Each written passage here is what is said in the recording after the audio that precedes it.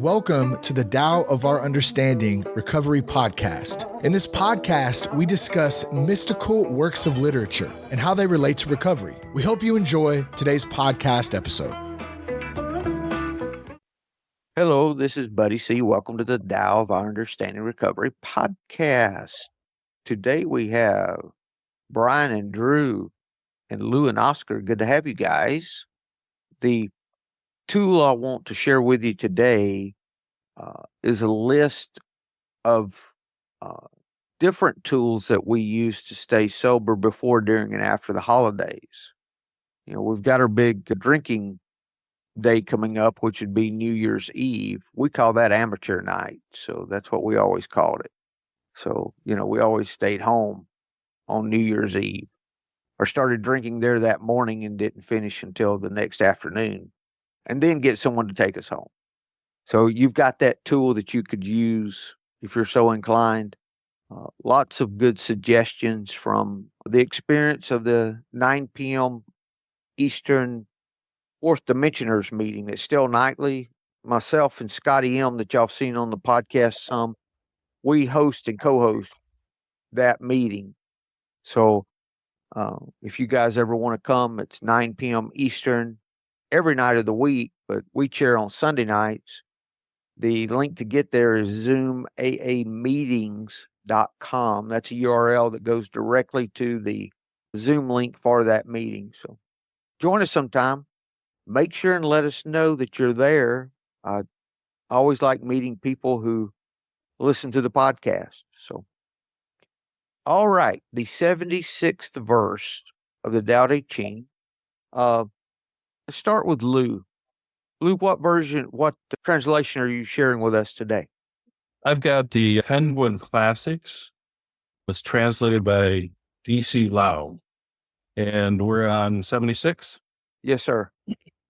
A man is supple and weak when living, but hard and stiff when dead. Grass and trees are pliant and fragile when living, but dried and shriveled when dead. Thus, the hard and the strong are the comrades of death. The supple and the weak are the comrades of life. Therefore, a weapon that is strong will not vanquish. A tree that is strong will suffer the axe. The strong and big take the lower position. The supple and the weak take the higher position. Thank you, Lou. Brian, you want to read us Derek Lynn? Yeah, sure.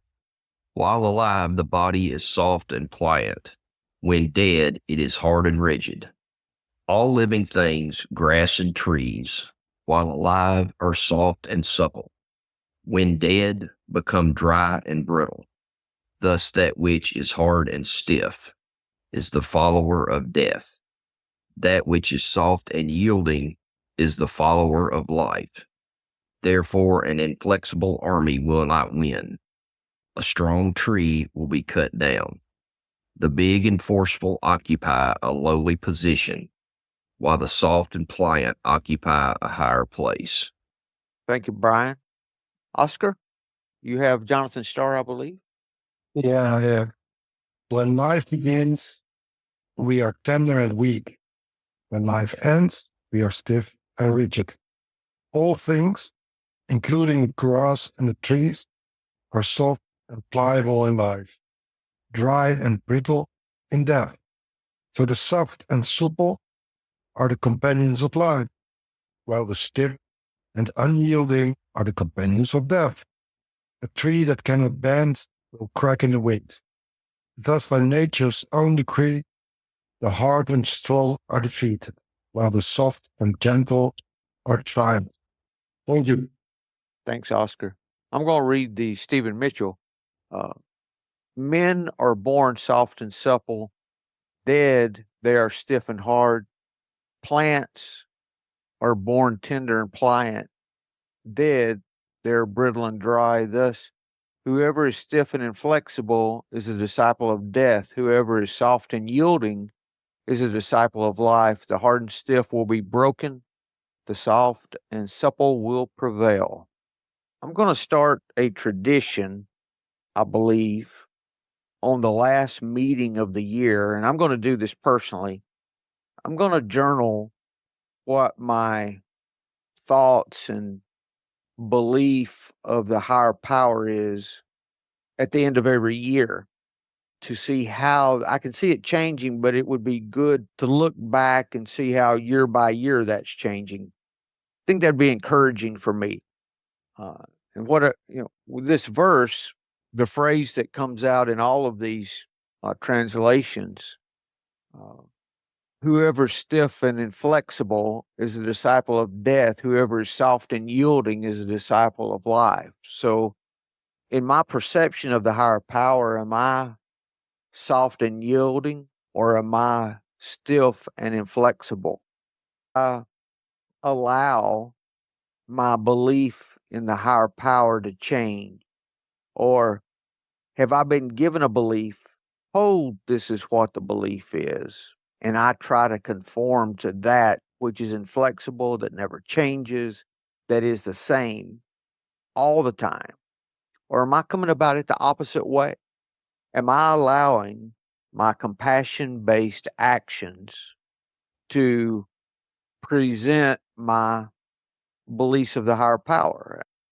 Am I allowing my compassionate actions to produce my understanding of the higher power, much like fruit that's produced from a tree? So if my actions are the rain and the the sunlight for the tree, all the things that create an environment for the tree to produce fruit, let's say it's an apple tree, to produce apples, the fruit would be my perception of the higher power. If that makes sense, that we look at it the opposite of how I used to look at it from a religious perspective. And we've talked about that before. I was told what to believe, and that's what I believed. Or am I taking compassionate action and allowing that belief to be formed and allowing it to be flexible so that it can evolve with time as we mature spiritually? I think the latter is, for me, the most real to life. Does that ring true with anyone? First of all, before we talk about our perceptions, how do we arrive at that, I guess, would be a good way to say it. Because I know Brian has a traditional religious background. Lou, were you involved in any type of denomination or church growing up? 3 days a week from the time I was 2 days old, I think. So yes, I was involved in it was a pretty fundamentalist church, and but it was highly dependent upon who the pastor was. It was Protestant. That's one thing I found out. It's that one we had a very open, loving pastor. It was a very open and loving congregation.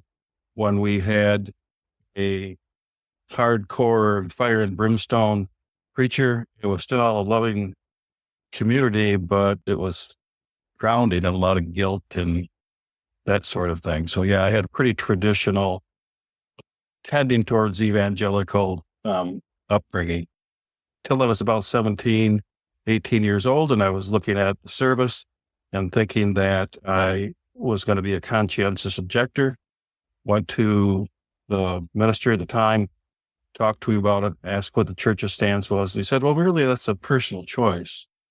And I thought to myself, when I was in the 7th grade and I wanted to go to a dance, that was not something you should do. But I wanted to play cards with my buddies, and they were learning euchre, which everybody in Michigan plays. Rock and roll was another one. And certainly those feelings I had towards my girlfriend were really bad when I shouldn't have those. But if I wanted to go somewhere and kill somebody, that's kind of up to me. And I found a disconnect in that kind of thinking and started to think a little bit more for myself then. Did y'all have on the wall what you were your mission or your belief statement? Did y'all have that kind of a thing? Where yeah, we were a little bit, I mean, we went with kind of what I'd call the Nicene Creed, the Apostles' Creed. Right. So it was all kind of laid out. And my undergraduate degree is in religion and in religious studies, including Zen and Tao and those things. So I opened my eyes a little bit to what was going on and how those kinds of things transpired, and how based on faith and other people's ideas of what that meant were. So yeah, that's how it was for me. And, with us talking about this, I'm not condemning or saying anything negative about that. That's not what I mean to be doing. I want us just to understand, or the way I went through the thought process of understanding this. So, as long as a belief in the higher power is from a place of compassion, I don't believe it can be incorrect in that if I want to compare what I was raised in versus what you were raised in, Lou, there's no way to compare it because it's not the same. So I can't compare it. I can't say, this was right and this was wrong because I have nothing to compare it to. I think we need those, and this is going to sound so egotistical, but I'll say it anyway. I think we need those training wheels, like all of our religious stuff. I needed all of that to get me started on the path and get me to the point to where I realized that it wasn't in my religion that I gained spirituality. There's a lot of people who come in recovery and go back to the, what do they call it? The religion of their youth, so to speak, which is fine if that's your walk. But I saw I needed all that to point me in the direction I'm in, because without that, it would have been more difficult. I'm just speaking for me. I could see that was a help to me, not a hurt. I've come to realize that over time. And if you believed something different or didn't have that or didn't believe at all in anything more than yourself, I can't judge that and say, well, you're wrong. This is why. Like all those God debates and all those things, I don't go for any of that. There's nothing to debate.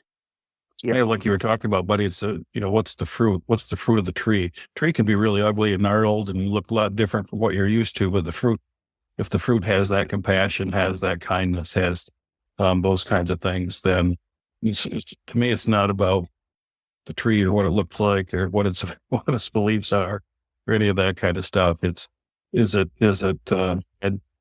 and sweetness to life. Yeah, thank you, Lou. It's like, if I've said this before, if I'm working with an atheist or someone who doesn't have a God belief, I said, well, what am I going to do with the first 3 steps? I don't believe there is a God for me to turn these things over to. My response is, you don't have to turn them over to a God outside of yourself. All you have to do is start walking in compassion and letting those things go, because you'll come across circumstances that you will either surrender those things or your life will be miserable because you're still carrying things you're not designed to carry. So it's not, most of us can't let go, or this is what I've seen, that most cannot let go if there's not some entity to let go to. Yeah. Anything else at this point? All right. So what I'd like to do is just go around. Doesn't have to be long. You don't even have to share. I'd like to hear, and we've talked about this a little before, how see, now I've gone from believing in a higher power to the higher power. And I'll talk about that when it's my turn. Let's just go around and just talk about, if we would, what our perception is and how we've seen it evolve a little bit over time. And then I would like to, at the end of every year, have this conversation again and see how it has evolved from the last year, if there's been any changes. Brian, could we start with you and then whoever else afterward? Yeah, sure. Man, for me, I grew up in the Church of Christ, and or as they referred to as the church, and grew up with being taught that the Baptists across the street are going to hell because they're not with us, and that left me with really a lot of ego, and a lot of fear and a lot of rigidity. And, I came into recovery angry at God, for lack of a better term. And it's finally, I've finally been able to surrender my will most of the time and just say, this stuff is bigger than me. And some things I need to just let go of and let them find their course. To me, it's not about being right or wrong. I like what Lou said about the fruit and the tree. That was good. I appreciate you sharing that. But for me, just the whole higher power piece has evolved. Today my higher power is, I know it's much bigger than me, and I know it's not in a building with a steeple. And I've gotten peace around organized religion. I know it's not Brian, and I know it's not Brian's will. So that's what I got. Thank you, Brian. Who's next? Yeah, I can say something, I guess. First of all, I've got great respect and admiration for everybody who is either trying to live close to a higher power or searching for it or reflecting on it or feeling it, whatever it may be. I have a sponsee whose higher power we call coincidence. And for me, it's really about a process which happens inside me and between me and my fellows or my brothers or other people. There I see the work of the high power.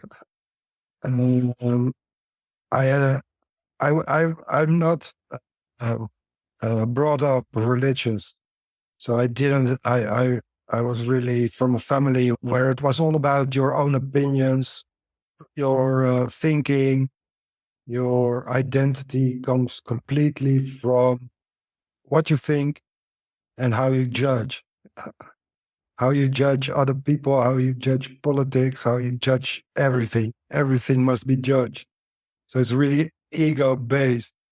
Then my first time I met something spiritual was the Tao Te Ching, or it was Chuang Tzu. Was the first book which I read, which gave me some kind of insight beyond everything we see and measure and all the forms. And then later on, I met 12 Steps, and it was really an invitation for me to. There were a couple of sentences from the big book of Alcoholics Anonymous, which really empowered my perception of a higher power. And the first one, it was, may you find him now, which is about God. And now means always, because the book is written in 1937 and everybody's reading it all the time, and everybody's reading all the time now. So there was for me there is really an entrance to my higher power in the moment. That's where I can find it, and I can't find it anywhere else. I can't find it by making theories about it. I can't decide to find him tomorrow, or I don't have anything about finding him yesterday. I can find him now. I can make my connection with my higher power only in this moment. And then I think the other sentence is God is either everything or it's nothing. And if it's everything, it's as well inside as outside. So there is the great reality within, which I recognize very much, but the connection is with the inside and the outside as one thing.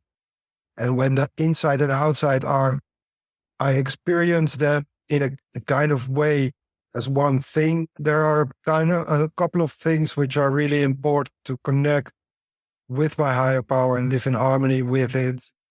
And that is timelessness. So there is no time. So it's a dimension beyond time. And I recognize this in myself because I recognize myself as timeless, because I'm the same person as 7 years ago, and my body is completely changed. So, and my mind is changed, my thoughts are changed, everything is completely changed. But still, know for 100% sure that I'm the same person. So something in me is timeless and doesn't change. And that's where I find a connection with a higher power. I also find it very comforting that God is a loving God. There is no punishment. There is no anger. There is no judgment day in my perception. There is just love. There's just love. If I think about a tree and apples, if the tree is, I don't know if this works, but something like if the tree is love, then the apples are compassion and forgiveness and contentment and peace. It'd be the spirit, right? So it's always here and now. It's timeless. It's loving. It's forgiving. It's compassionful. It's honest. It's straightforward. It's open. It's soft. Somewhere there. And at the same time, it's such a huge thing, which is completely beyond any form of understanding. But when I talk from experience, I search in this corner, or I don't really search. I just ask. I ask a lot of guidance to the Holy Spirit or to God, and when I ask guidance, I always get answers. And the answer is always some form of peace. So even when I don't get a rational answer, I feel some kind of peace in my back or my shoulders, or my breath lowers down, or my hands relax, my jaw relax. God always comes to me in some kind of peace. And that's in my life really a miracle, because I was not a peaceful person. I was really angry and raging and wild and crazy. Now, the only thing that interests me is the harmony with this higher power, and to establish it, why not full time? And of course, I don't succeed in this, but why not try it?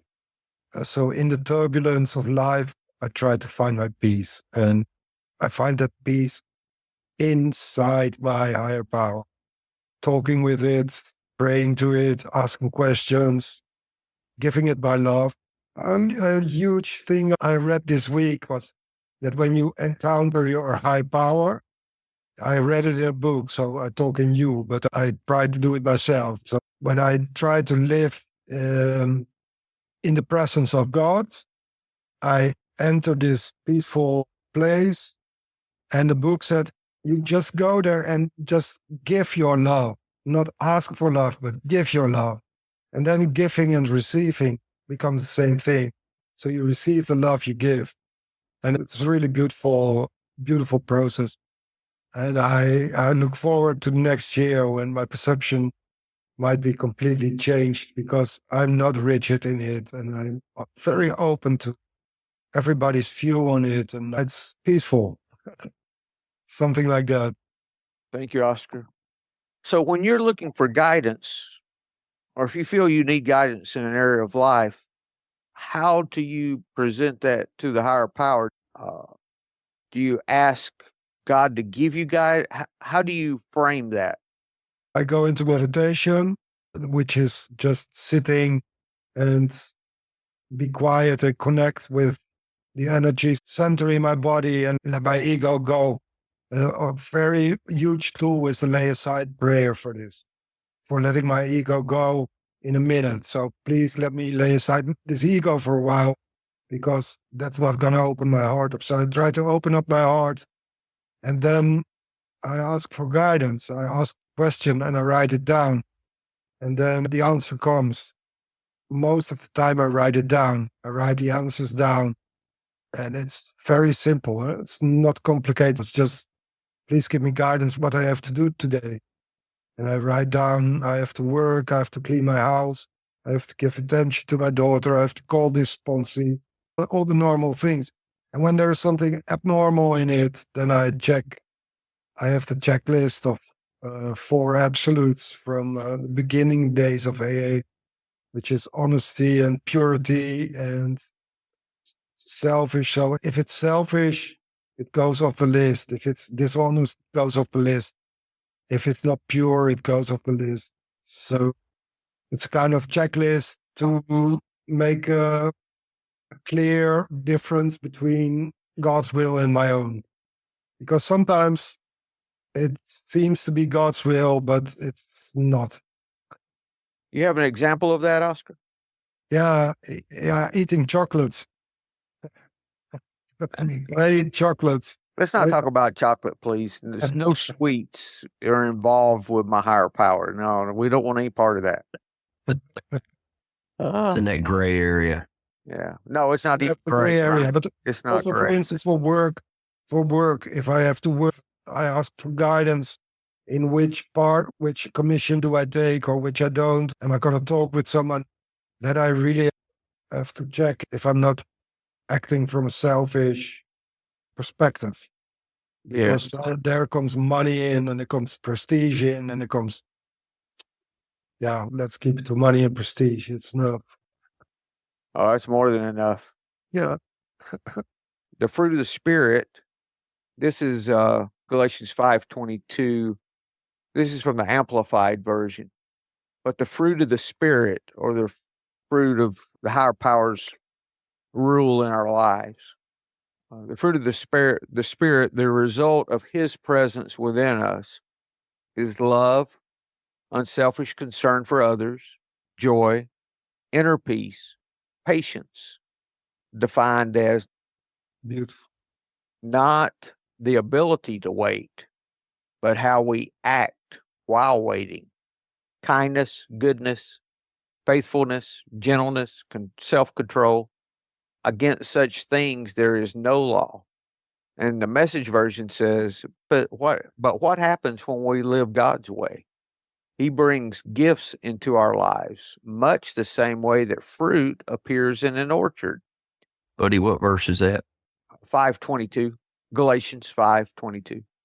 Things like affection for others, exuberance about life, serenity. We develop a willingness to stick with things, a sense of compassion in the heart, and a conviction that a basic holiness permeates things and people.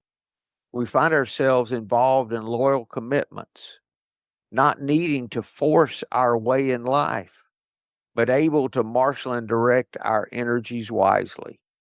And That's the Tao Te Ching in the Bible. it is, isn't it? But that's the whole point, isn't it, Oscar? That it's one spirituality, not different ones. Isn't it amazing? All these books are pointing in the same direction. They're all the finger pointing at the moon. At None the of them moon. are the finger. They're all the finger pointing at the moon. We get fixated on the finger itself and not what it's pointing to. Yeah, that's good. Lou, you want to share a little with us? I talked a little bit earlier about my upbringing and my religious background, and so that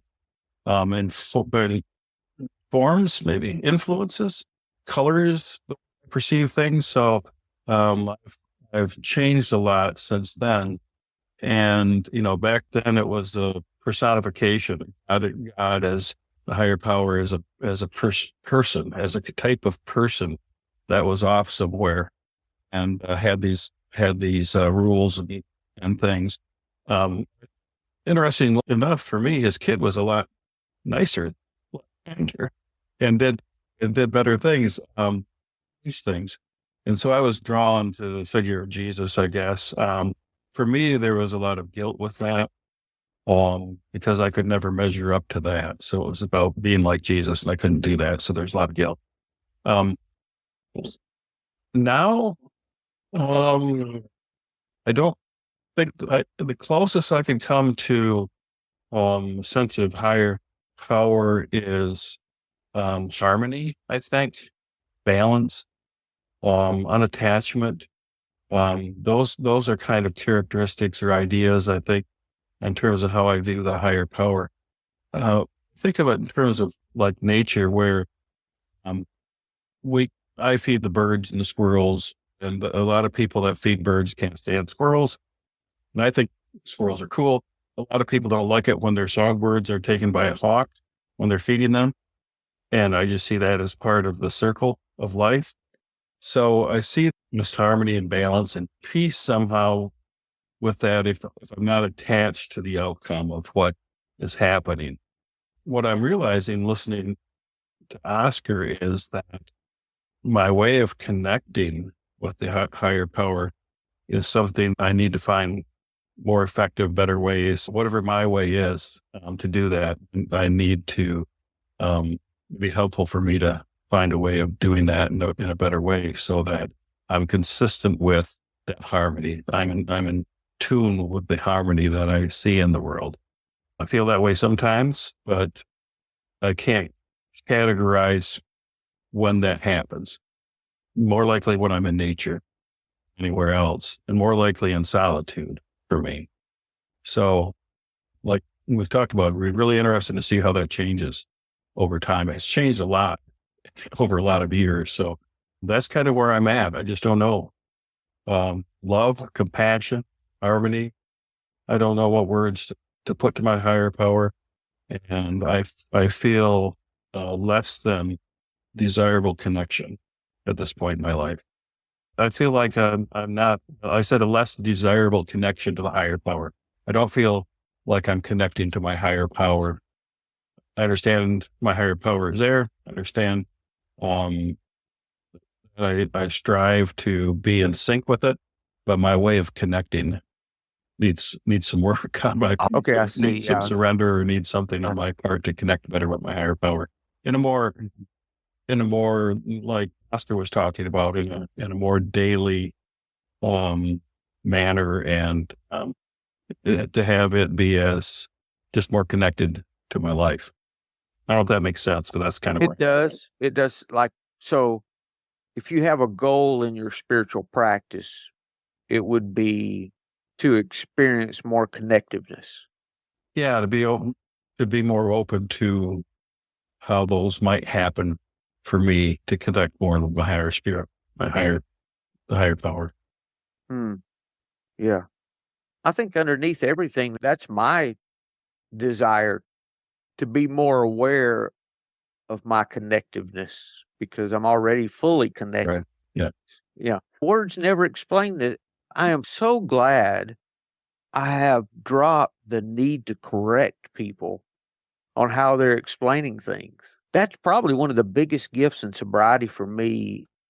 I'm no longer sheriff, judge, and executioner. I can be sheriff sometimes still and judge occasionally, but I'm hoping I'm moving the direction that all those retire. Yes. For me, this has happened in the last, I can't put a tag on what's happened in the last year, but one of the big changes for me recently is my move from a higher power to the higher power. I first noticed the higher power in the 24-hour, there's an AA book, a daily that's a 24-hour book. And it was actually written by, they weren't written, the whole devotion in there, they have a thought for the day and a meditation of the day and a prayer. The meditation in the middle was written by some ladies. I don't have the book in front of me, but if you look in the front of the book, it tells they're written by one group. And then I never understood that for years. Why are they saying thee? And I had a lady that I'm friends with in meetings, she always used thee. When I'm talking about the higher power, it was all one word, one phrase. And I thought, how can it be thee? And then, what we hear in recovery is all about a God, usually using the pronoun him, or, something, a pronoun that's masculine in some way. And for me, I think the best I could do in the past was create a God in my image, really, because he's breathing, he's all these things. And the closest thing I think that we have, for some of us, it's not the case, but a father figure, if we have a positive, example of a father, which a lot of us do, looking at him as the father is the closest thing that we can come to in in our world as, how to describe that, how to describe God. It no longer offends me when someone refers to God in a way that I don't, doesn't appeal to me, because it's theirs, right? It's all theirs. They can say whatever. Now, some things I cringe when I hear in a meeting, my God, which I choose, Jesus Christ, my Lord and Savior, who I choose to call God. For whatever reason, I still cringe when I hear that in a meeting. But I no longer have the need or feel the need or even in my head to correct them. Just because I don't say anything doesn't mean I don't judge. But it's getting to the point now to where it's not even a judgment. But moving to the higher power is happening because of my realization, just for me, that it's all talking about this present moment. It's everything for me within this moment. Either God is everything or he's nothing. The only time we can experience any enlightenment, so to speak, or experience God is in the moment. So everything about all that's happened in the past on this path is pointing me to the moment. Like we've said many times, I can only help you in this moment. I can only be helped in this moment.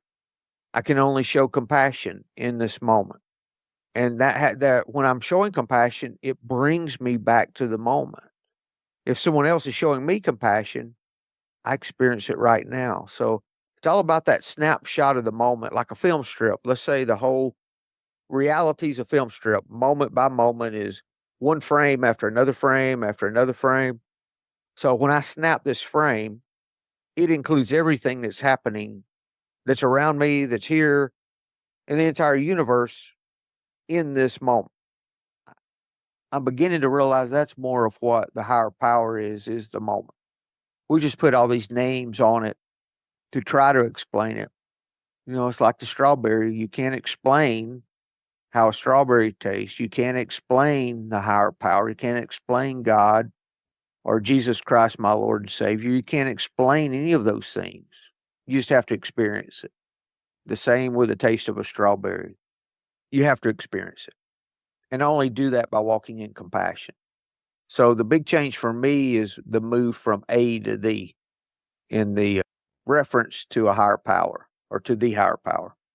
It's because there's only one moment.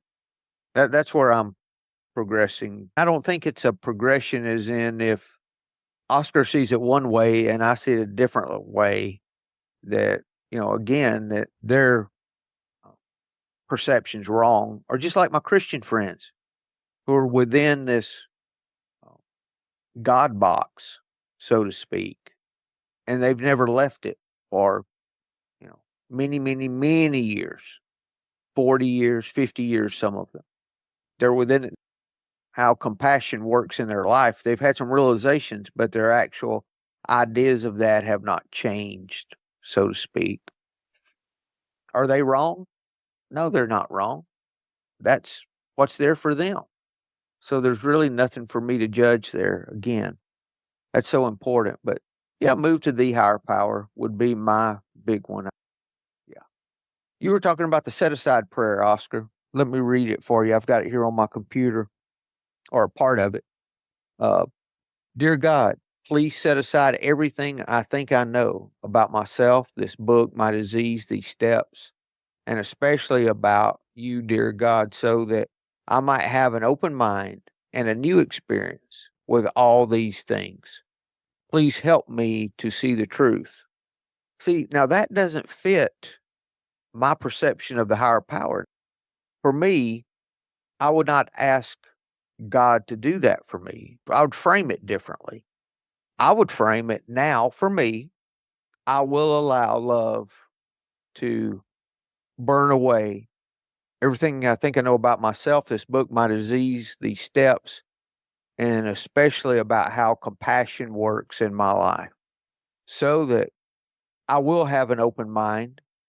I will have new experiences with my perception of the higher power today. I will see the truth in all things today. Just a different way of framing it. It continues to change, and I'm open to it. I by no means think I have this figured out. By no means. That's one of the other big parts of the gift, isn't it? That we can give up the need to figure this thing out and just learn to live it. Take the action. Yeah. Guys, anything else? That's been good. I'm going to pin my where I'm at with a higher power, and then maybe we can look at it at the end of next year and see how it's changed for us. Good meeting. Thank you. I think it turned into maybe something that will be helpful.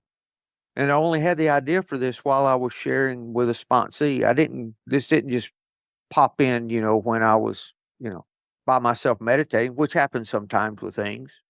But more likely and more often, this happens when I'm sharing something about the program with someone, not when I'm by myself in my individual practice, but when I'm practicing with others. That's why it's so important for me that I work with sponsees. I hear these things many times while I'm working with them. Well, guys, if there's nothing else, I want y'all to have a fantastic new year, because above all things, I want to be used. Okay, guys. Well, if there's nothing else. Thanks, everyone. Hello, this is Buddy C. I wanted to make you aware of several recovery-related resources that I've posted in the episode description. These resources include a list of recovery podcasts, a free sober meditation app, daily recovery email, shared Google recovery calendars. Hope you put some of these resources to use and have a great week. Thank you for listening to the Tao of Our Understanding Recovery Podcast. If you enjoyed this episode, please share it with your friends in recovery.